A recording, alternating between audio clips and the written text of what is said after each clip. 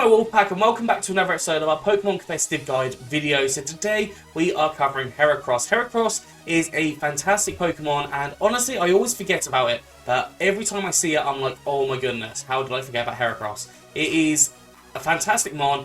The biggest downfall is its 4 times weakness to flying type, and the fact that it's bug and fighting, it does have quite a few different weaknesses kind of around, but it does have a power output that can really put you on the front. So base 125 attack, which is fantastic. Relatively okay defenses, meaning it probably can live a hit as long as it's not like flying type attack. And base 85 speed, again, is pretty decent as well. It's not amazing, but it's usable.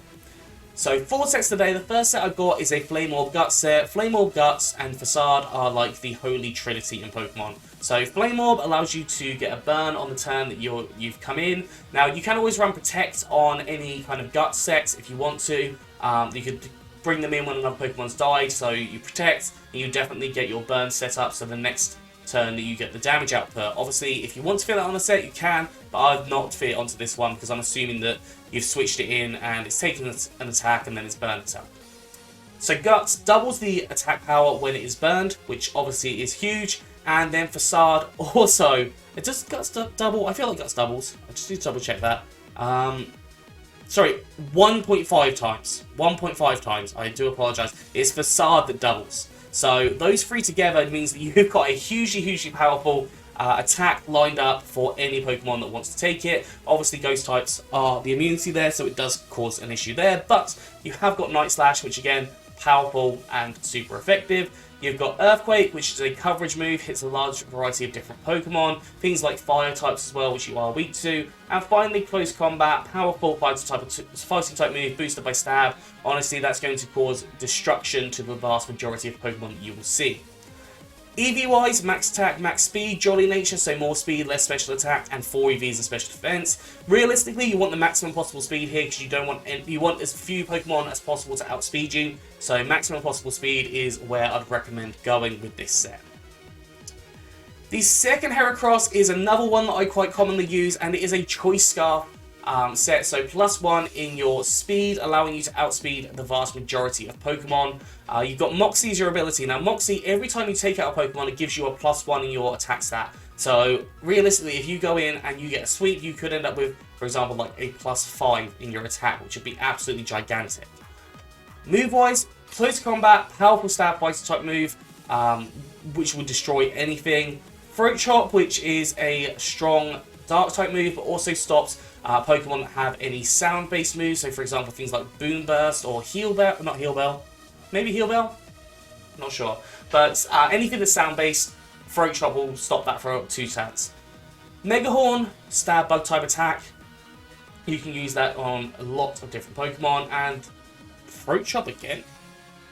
Let's go for Earthquake. I don't know why Throat Chop's on there twice, but you can go for things like Brick Break if you're worried about them setting up any problems for you in the sense of Light Screen and Reflect, or you could go for Facade. Facade is quite a solid move to go for on any physical Pokemon in this generation, just because the chances of burning are quite high. I definitely recommend having a Will-O-Wisp on any team that you have.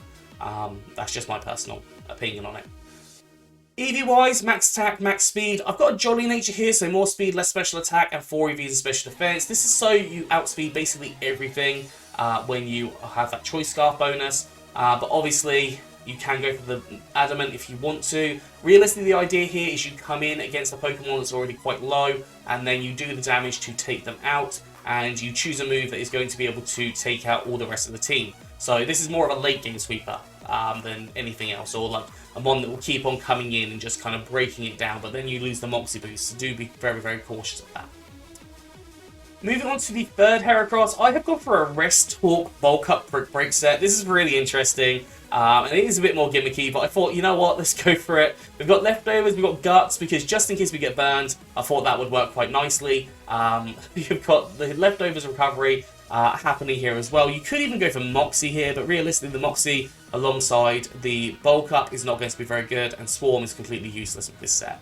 I've gone for Brick Break here because it doesn't have the negative effects of the Close Combat, minusing down your defenses, and realistically if you've got a Bulk Up or 2 up, the Brick Break is going to do a lot of damage, and things like Light Screen and Reflect don't exist.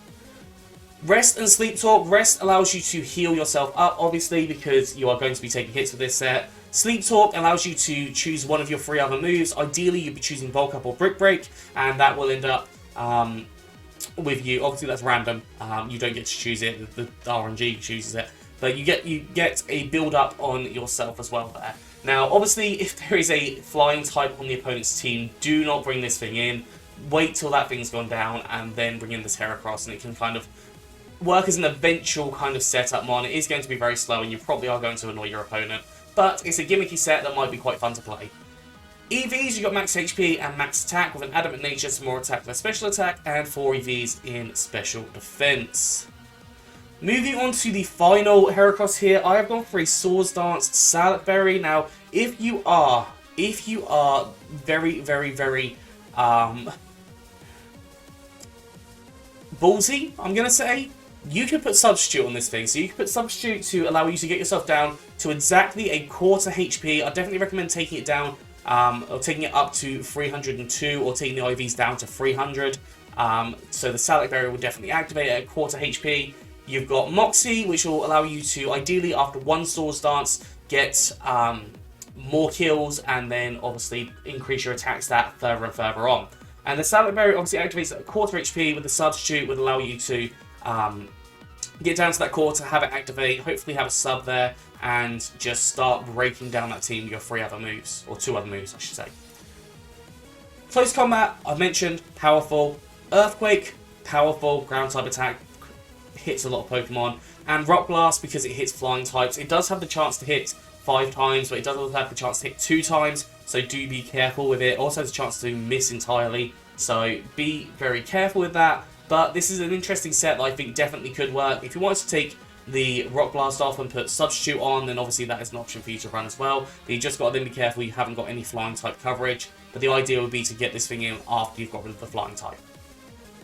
EVs, max attack, max speed, jolly nature, more speed, less special attack, and 4 EVs in special defense. I think that's all I've got for today, so I hope you enjoyed this. If you have, please do like, subscribe, and comment. Let me know what you think in the comment section below. Let me know how you use Heracross. Anyways, that's all for today. I'll see you soon.